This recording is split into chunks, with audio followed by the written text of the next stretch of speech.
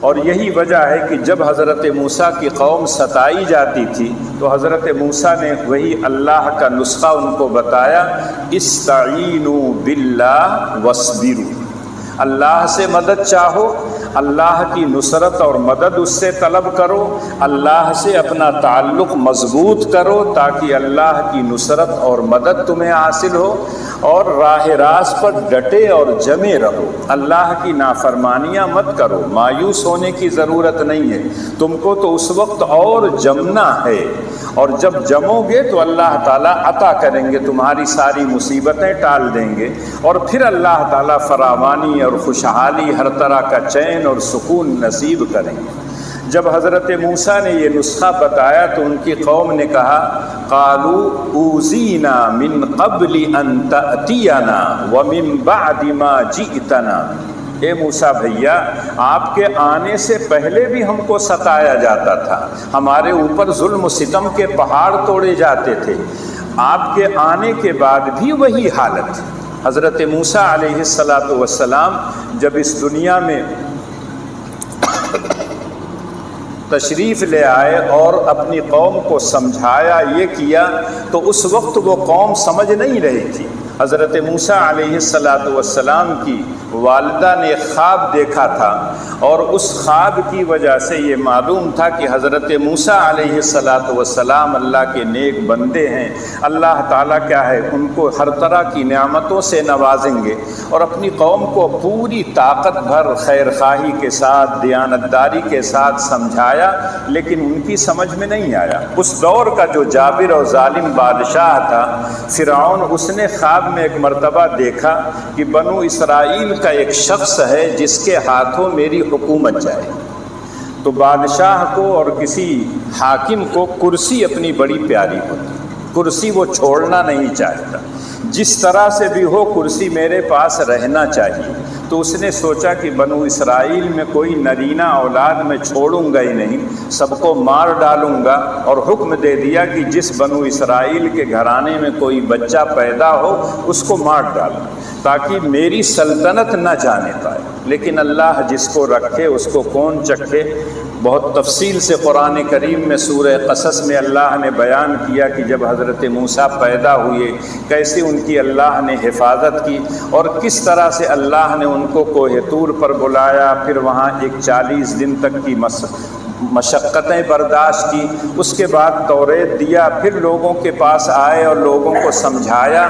تو فرعون اور اس کی قوم ماننے کے لیے تیار نہیں تھی، کہتے تھے جادوگر ہیں آپ، اور اس جادو کی بنیاد پر ہم کو ہمارے ملک سے آپ نکالنا چاہتے ہیں، ہم نہیں۔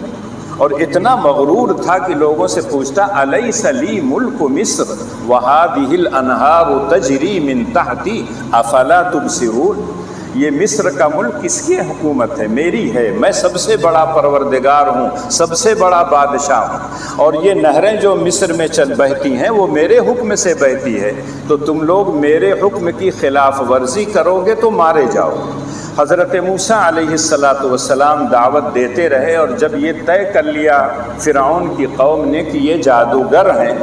تو یہ طے ہوا کہ جادوگروں کو مصر کے جتنے بڑے بڑے پڑھے لکھے جادوگر ہیں، چھٹبھئیے نہیں، بڑے بڑے جو ہیں، ان کو بلا لیا جائے، اور باقاعدہ دن طے ہوا، وقت طے ہوا،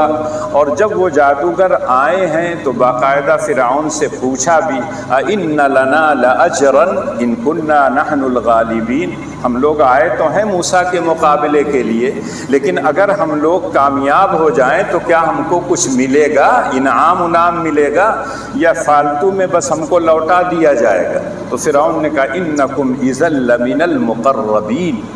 تم لوگ تو میرے مقرب بن جاؤ گے۔ اور جب کسی آدمی کا کوئی مقرب ہوتا ہے تو اس کو کسی چیز کی کمی نہیں ہوتی۔ آج دنیا میں تو انسان سمجھتا ہے کہ میں کسی بڑے آدمی کے قریب ہو گیا، کسی عہدیدار کے قریب ہو گیا، کسی ایم پی اور ایم ایل اے کے قریب ہو گیا تو مجھے کوئی مصیبت نہیں آئے گی۔ لیکن جب انسان کے دل میں یہ بیٹھ جائے کہ وہ میرا کیا ہے، کارساز ہے،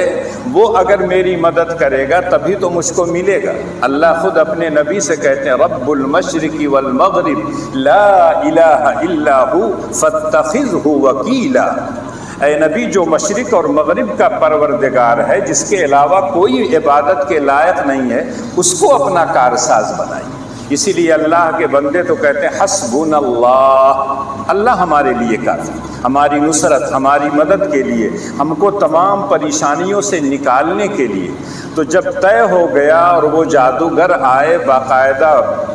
بالکل طے ہو گیا کہ اگر ہم جیتیں گے تو ہم کو انعام ملے گا، پھر جب میدان میں گئے، کہاں جادوگر اور کہاں ایک نبی جو شکل صورت سے، نظافت، طہارت کے لحاظ سے بالکل ان سے نرالا تھا۔ جادوگر تو گندے رہتے ہیں، گندے کام کرتے ہیں۔ جب ان لوگوں نے دیکھا حضرت موسیٰ کو تبھی سمجھ گئے ہوں گے، اور باقاعدہ ان لوگوں نے فرعون کے سامنے چونکہ اپنی برتری بتانی تھی تو کہا کہ موسیٰ آپ پہلے اپنا جادو دکھائیں گے یا ہم لوگ دکھائیں؟ تو حضرت موسیٰ نے کہا تم ہی لوگ دکھاؤ۔ تو باقاعدہ ان لوگوں کے پاس جو لاٹھیاں تھیں، جو رسیاں تھیں، میدان میں پھینکا تو پورے سانپ بڑے بڑے بن کے، خود اللہ کہتے ہیں حضرت موسیٰ ایک انسان ہونے کے ناطے، بشری تقاضے کے مطابق وہ بھی ڈر گئے تھے، لیکن اللہ نے کہا لا تخف، ڈرو مت، تمہارے ہاتھ میں جو لاٹھی ہے اس کو زمین پر ڈال دو، دیکھو ابھی کیا معجزہ صادر ہوتا ہے۔ اور جیسے ہی حضرت موسیٰ نے اپنی لاٹھی ڈالی، وہ بڑا سانپ بن کے سارے سانپوں کو نگل گیا۔ اب وہ جادوگر جو پڑھے لکھے تھے، صحیح معنوں میں جادوگر تھے، وہ سمجھ گئے کہ یہ جادوگر نہیں ہے،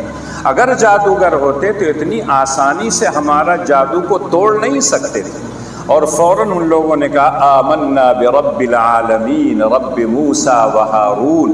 ہم تو اس رب العالمین کو مانتے ہیں جو موسیٰ اور ہارون کا پروردگار ہے، کہیں فرعون نہ یہ سمجھ جائے کہ مجھ کو رب العالمین کہہ رہے ہیں، اس لیے کہا رب موسیٰ و ہارون۔ اور جب اس کو یہ اندازہ ہو گیا کہ اب میری سلطنت جانے والی ہے، اس لیے کہ جو لوگ مقابلے کے لیے آئے تھے وہی میدان میں سجدے میں پڑ گئے، اور ان کو دیکھ کے اور بہت سے لوگ ایمان لے آئے، تو فرعون نے ڈرانا اور دھمکانا شروع کر دیا، لَأُقَطِّيَنَّ أَيْدِيَكُمْ وَأَرْجُلَكُمْ مِنْ خِلَافٍ ثُمَّ لَأُصَلِّبَنَّكُمْ فِي جُذُوعِ النَّخْلِ وَلَتَعْلَمُنَّ أَيُّنَا أَشَدُّ عَذَابًا وَأَبْقَىٰ۔ فرعون نے ان سے کہا کہ تمہارے ہاتھ پیر مخالف جانب سے میں کٹوا دوں گا، اور کٹوانے کے بعد تم لوگوں کو سولی پر چڑھا دوں گا، اور سولی پر جب چڑھاؤں گا تو دنیا جان جائے گی کہ فرعون کتنا طاقتور ہے۔ وَلَتَعْلَمُنَّ أَشَدُّ عَذَابًا وَأَبْقَىٰ، کتنی سزا وہ دے سکتا ہے اور کتنی پائیدار اس کی سزا ہو سکتی ہے، اس وقت تم کو پتہ چلے گا۔ جو لوگ حضرت موسیٰ کے مقابلے کے لیے آئے تھے اور مقابلے کے وقت ان کو یہ ہو گیا کہ یہ نبی برحق ہیں، فوراً ایمان لے آئے، ان کے ایمان کے اندر اتنی قوت تھی، اتنی طاقت تھی کہ انہوں نے کہا، کہیں تو کہہ رہے ہیں لا ضیر، کوئی پرواہ نہیں، کہیں کہتے ہیں انا الی ربنا منقلبون،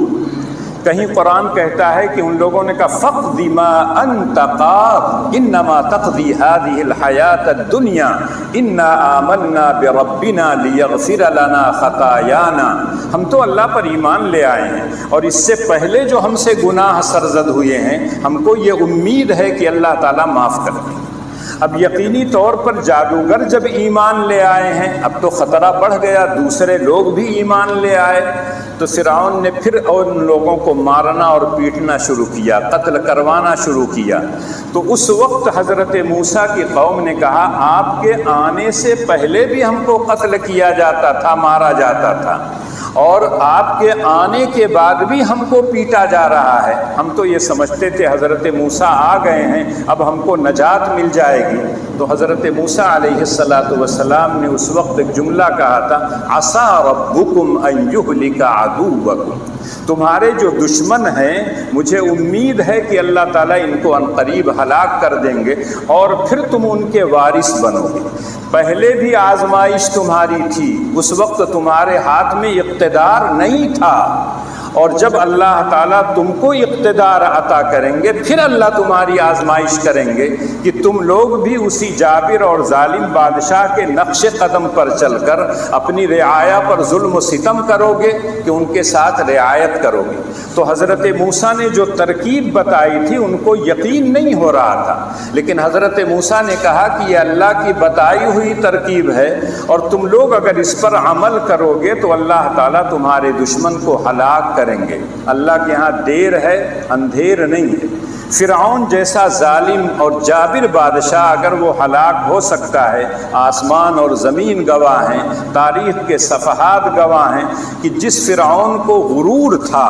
کہ میں سب سے بڑا پروردگار ہوں، وہی فرعون جب ڈوبنے لگا حتی اذا ادرکہ الغرق قال آمنت انہ لا الہ الا الذی آمنت بہ بنو اسرائیل، کہ میں بھی اسی خدا پر ایمان لے آتا ہوں جس خدا کو بنو اسرائیل مان رہے، لیکن جب ڈوب رہا ہے، عذاب میں مبتلا ہو چکا ہے، اب دنیا کی کوئی طاقت اس کو بچانے والی نہیں ہے۔ آج بھی پوری دنیا کے جو حالات ہیں، جو لوگ اللہ کے ماننے والے ہیں، ان کے دلوں میں بھی کبھی کبھی یہ ضعف اور کمزوری پیدا ہو جاتی ہے۔ ہمارے پاس قوت نہیں ہے، ہمارے پاس طاقت نہیں ہے، ہمارے پاس اسلحہ نہیں ہے، ہمارے پاس یہ علم نہیں ہے، سائنس نہیں ہے، ہمارے پاس فلاں نہیں ہے۔ سب کچھ رہے، لیکن انسان جو اللہ کا بندہ ہوتا ہے اس کی ایمانی قوت اتنی تیز ہوتی ہے کہ مادی قوت پر وہ اعتماد اور بھروسہ نہیں کرتا ہے۔ مادی قوت اختیار کرنے کا اللہ نے بھی حکم دیا ہے، وَأَعِدُّوا لَهُم مَّا اسْتَطَعْتُم مِّن قُوَّةٍ وَمِن رِّبَاطِ الْخَيْلِ تُرْهِبُونَ بِهِ عَدُوَّ اللَّهِ وَعَدُوَّكُمْ۔ دنیا جانتی ہے، پوری اسلامی ممالک کو اگر دیکھ لیجئے، ان کے پاس جو قوت اور طاقت ہے، جو اور اعدائے اسلام ہیں، ان کے پاس مادی قوتیں زیادہ ہیں۔ بلکہ اگر میں یہ کہوں تو شاید جھوٹا اور مبالغہ نہیں کروں گا کہ جب ان کے یہاں وہ اسلحے بیکار ہو جاتے ہیں تب ان لوگوں کو فروخت کر دیتے ہیں، ہم لے جاؤ تم جھیلو اور ہم نیا ہتھیار تیار کر لیں گے۔ یقینی طور پر ہتھیار پر ان کو اعتماد ہے، ہم کو تو اپنے مولا پر اعتماد ہے۔ اس کی جو ایمانی جو قوت ہمارے اندر ہے وہ ہمارے لیے سہارا بنتا ہے۔ آج نہ مادی قوت ہمارے پاس ہے، جو داخلی قوت ہماری تھی وہ بھی بالکل تذبذب کے شکار ہے کہ سارا کام جب جانتے ہیں کہ اللہ ہی کرتا ہے تو اللہ کی طرف ہاتھ نہیں اٹھائیں گے، در در کی ٹھوکریں کھائیں گے، ایک ایک دروازے کو کھٹکھٹائیں گے، ایک ایک چیز کو اپنائیں گے کہ مجھ کو اس مصیبت سے نجات مل جائے، لیکن جس دروازے کو کھٹکھٹانے سے مصیبت ٹلتی ہے اس دروازے کو نہیں کھٹکھٹائیں۔ حضرت موسیٰ نے یہی سکھایا، اور باقاعدہ وہ لوگ جب کچھ مانے تو اللہ تعالیٰ نے فرعون اور پوری قوم کو غرق کر دیا، اور پھر بنو اسرائیل کو اللہ نے قوت اور طاقت دی، اقتدار عطا کیا۔ تو پتہ چلتا ہے کہ جس کو ہم کمزور سمجھتے ہیں اگر وہ اللہ کی طرف پلٹ جائے تو اللہ ان کے اندر بھی قوت اور طاقت پیدا کر دیتے ہیں اور دنیا کا نقشہ بدل دیتے ہیں۔